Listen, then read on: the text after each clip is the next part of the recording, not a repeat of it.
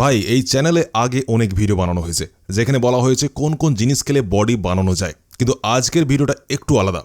আজ আমি বলবো সকাল থেকে রাত পর্যন্ত ঠিক কি কি খেতে হবে যাতে তোমার মাসেলস গ্রোথ আরও দ্রুত হয়।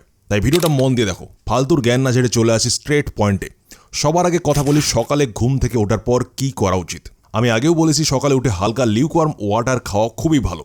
ফ্রেশ হওয়ার আগে যদি 1 গ্লাস হালকা গরম পানি খাও তাহলে সেটা তোমার পেটের জন্য অনেক উপকারী।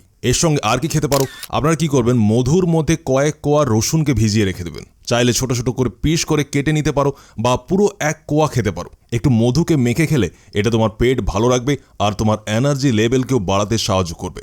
তাই আগে গার্লিক মানে রসুন খাও 1 কোয়া, তারপর লিউকোয়াম মানে হালকা গরম জল খাও, তারপর একদম ফ্রেশ হয়ে নাও। ফ্রেশ হওয়ার পর এবার ব্রেকফাস্টের পালা। ব্রেকফাস্টে কি কি খাবে?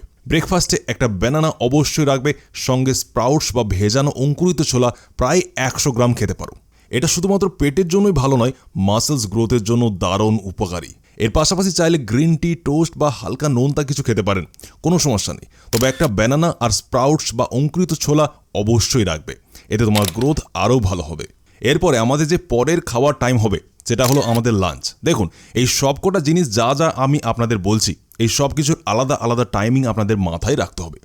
যখনই সকালে ব্রেকফাস্ট আপনারা করবেন তখন চেষ্টা করবেন ব্রেকফাস্ট যেন সকাল 7টা থেকে 8টার মধ্যে করে নেন।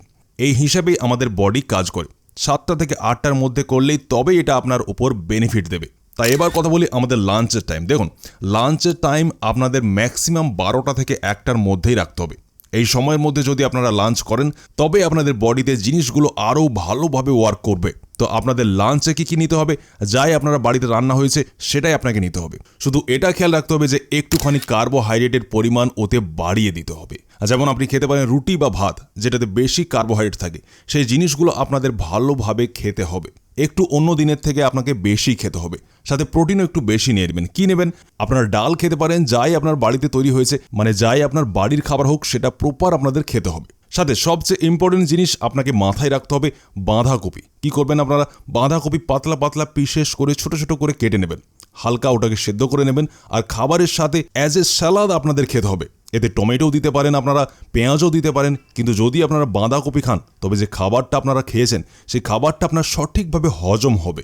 বাঁধাকপিতে আপনারা ফাইবার পাবেন আর সাথে এমন কিছু ব্যাকটেরিয়া পাবেন যা আপনার পেটের জন্য ভালো হয় এবং আপনার খাবার হজম করতেও হেল্প করে।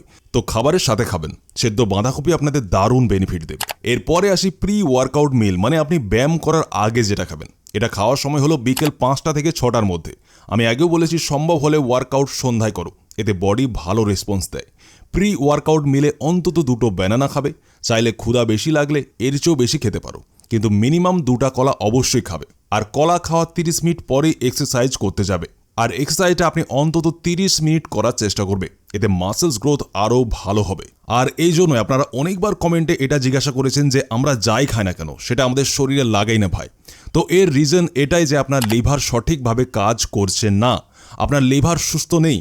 তো কি করতে হবে, আপনাকে আপনার নিজের লিভারকে সুস্থ করার জন্য আপনারা ফাইটিকার ফিট লিভার ব্যবহার করতে পারেন। সহজেই নিজের রুটিনে অ্যাড করতে পারো আর সমস্যার সমাধান করতে পারো।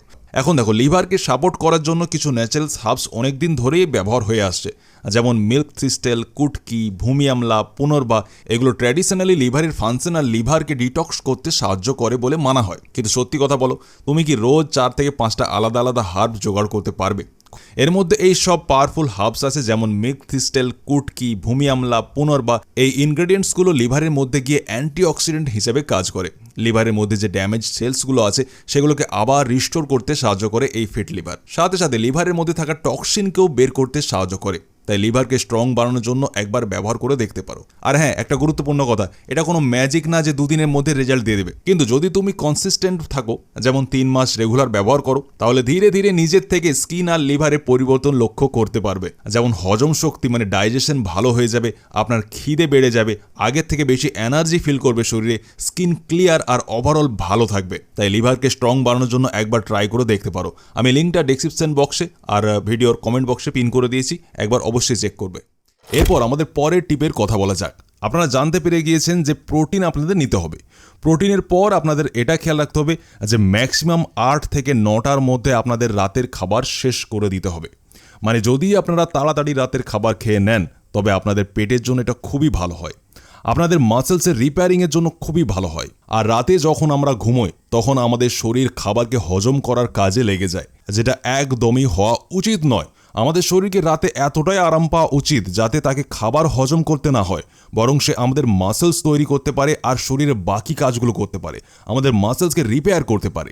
আর এরই সাথে যদি আপনারা এটা জানতে চান যে আমাদের মাসেলসকে দ্রুত গ্রো করার জন্য, বড় করার জন্য, মোটা করার জন্য কোন কোন ওয়ার্কআউট করা উচিত, তবে স্ক্রিনে এই মুহূর্তে যে ভিডিওটা আপনারা দেখতে পাচ্ছেন এই ভিডিওটা ক্লিক করে নিন আর যে ওয়ার্কআউট এতে বলা হয়েছে সেগুলো দেখে আপনারা ওয়ার্কআউট করতে পারেন।